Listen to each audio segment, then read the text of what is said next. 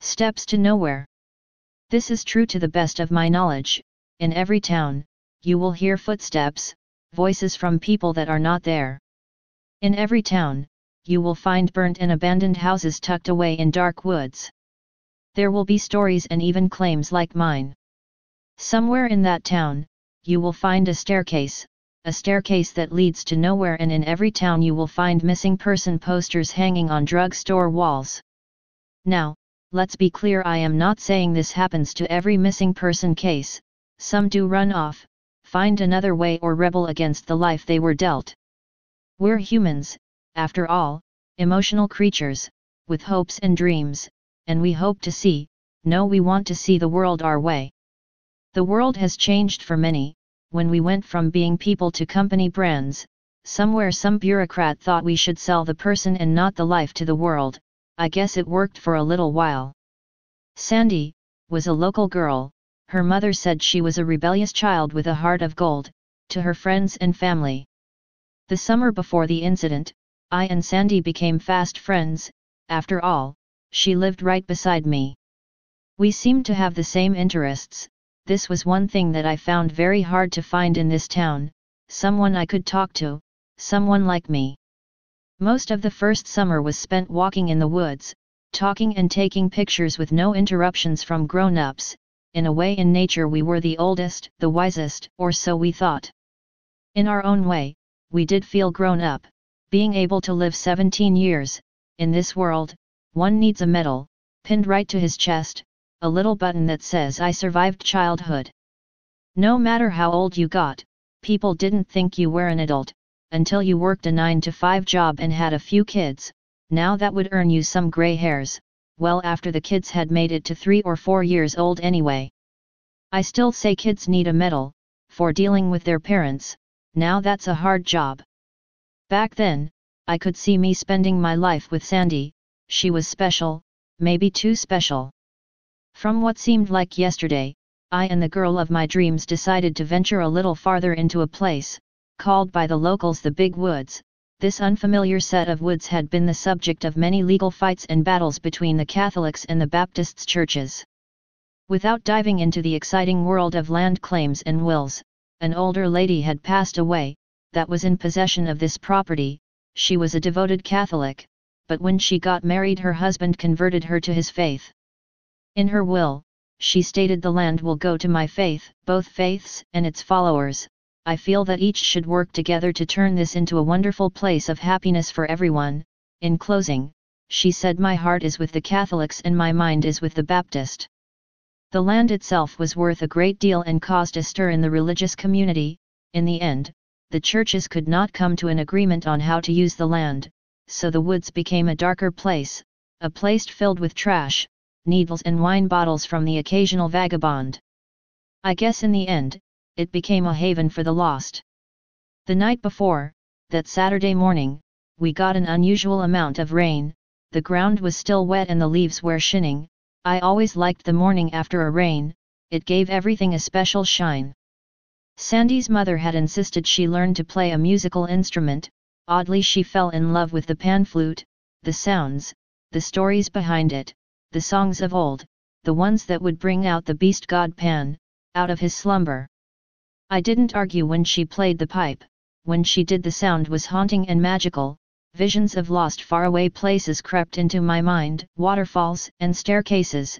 At times I even imagined Sandy bathing under a waterfall in a magical place and I was the beast Pan watching her from afar. I had packed us a lunch and grabbed my camera.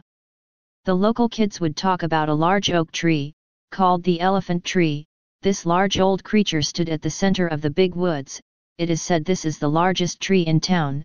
As the story goes, in years past the tree was the heart of the woods. From one angle it looked like an elephant, from another, one could see a man and women locked in an embrace. Long before the world was large, a witch would make offering to the woods, or to something in the woods, One night she found a man trying to cut down the heart of the woods. For his crimes she locked him in the elephant tree. Many days later the witch was making another offering to the thing in the woods. The man's wife, in a hunt for her husband, stumbled onto the witch and the large fire beside the tree. To the witch she said the woman saw the man's axe. The woman asked the witch what had become of her husband. Without hesitation she told the truth and pointed at the face in the tree. Tears fell from the women's faces, just as the rain did the night before, running over to the face of her husband, running her hands over his face and the tree, screaming why. She bent down to kiss his wooden lips. Looking back she screamed at the witch, "Why would you do such a thing?" Beating on the tree, she once again kissed her husband's lips. Large branches from the tree wrapped around the women, pulling her in, absorbing her, reclaiming what nature had given. Something was off about that Saturday. Patches of fog were here and there as we walked toward the center of the woods, where the large tree awaited us.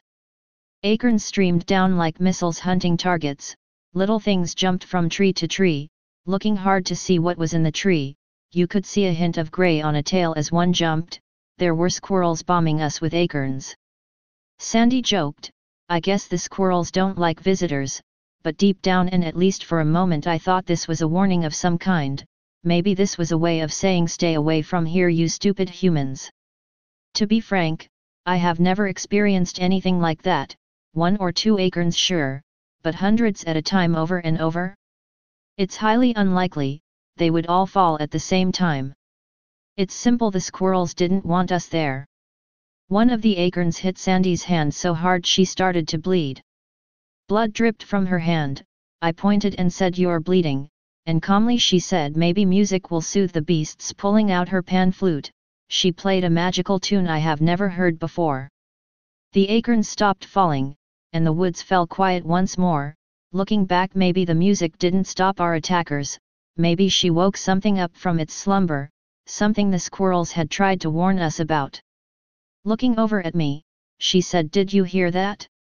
Puzzled, I said no. Wiping the blood from her hand, she said something told her to climb higher and take another step. Looking back, something was definitely special about the woods. When Sandy played, the trees moved as if they were dancing in the wind. Their branches moved back and forth as if they were motioning us to come or move forward. Our nice morning had turned out, and where it had rained it was humid, even stifling at times. That's such a strange feeling, as if nature is giving you a hug from hell. Growing up I learned, we were just visitors in this world. We really don't know or understand much of the things that unfold around us. As the human race grew, nature fought us. We converted and tricked the world into changing, to suit our needs of normalcy and our ever-growing slothful lifestyles. Somehow our relationship with nature reminds me of the old woman, her will, and the battle for the woods. Two sides fighting for two very different things. In the end, what will be left is a dark, forgotten world, which no one will ever want. And what would you find in such a world? Bits and pieces of the people that lived there, old burnt falling in houses and steps to nowhere. Speaking of steps to nowhere, it was about lunchtime on this very hot Saturday afternoon. We decided to have lunch by the tree. It was true what the kids had said, and you could see faces and even an elephant trunk, along with the side where singular symbols that seemed to grow or were raised out of the tree. They looked natural. We ate our lunch and spoke of things we wanted to do with our lives, the hopes and the dreams of childhood, and then something caught my eye: a staircase, a stone staircase. Nature had reclaimed the house that was built around it, but now it was a moss-covered, majestic reminder of people who lived off the land, who tried to take a seat at nature's table. Maybe this was the home of the witch or the man and women trapped in the tree, Sandy said with a smirk. "Hey, grab your camera, I want you to take a picture of me on top of the staircase if I can climb to the top." Wondering if this was a good idea, I did as I was asked. She took her first step onto the moss-covered stone. I remember her saying how warm each step felt under her feet. I snapped a picture. She took another step and another, and she was almost to the top of the staircase. Fear got the better of me and I shouted at her, "Maybe you should come down, that they may cave in or something." Looking back at me, I knew something was wrong. She said something was telling her to take each step, climb higher and take another. She said, I don't feel like I am in control of my body, my legs looking back again at me with glowing green eyes, maybe it was the light or something more, but her eyes glowed as if they were on fire. A glow of a lightning bug on a summer night. My bones burned with the knowledge that something was wrong. I swear to you, that I begged her to come down with every part of my being, but she took that last step and time froze. Sandy just faded away, looking back at me with her glowing eyes. She was there and then she wasn't, she just faded away into the nothingness. Puzzled, scared, I searched for her, called her name, thinking she was playing a trick on me. The night rolled in rather quick. When I decided it was time to find help, I made my way back to my house, worried and confused. The way looked different at night for some reason. On the way to my house, I decided it was best to go to her house first and tell her mother she had vanished. In the back of my mind I still hoped that this was still just an evil trick. I knocked on her door, almost beating it down with my fists. As tears dripped down my face, an old man, one I had never seen before, opened the door. "Son, what's wrong?" he asked. "It's Sandy. Is her mother here?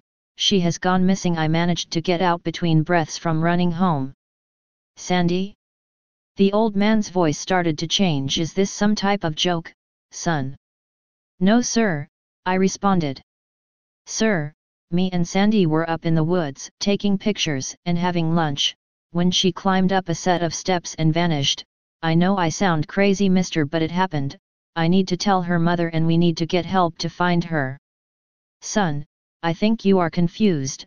I do believe something happened, just from the way you're carrying on, but the only Sandy I know, and I have lived here for a very long time, is my wife. This was her house, he and her mother's.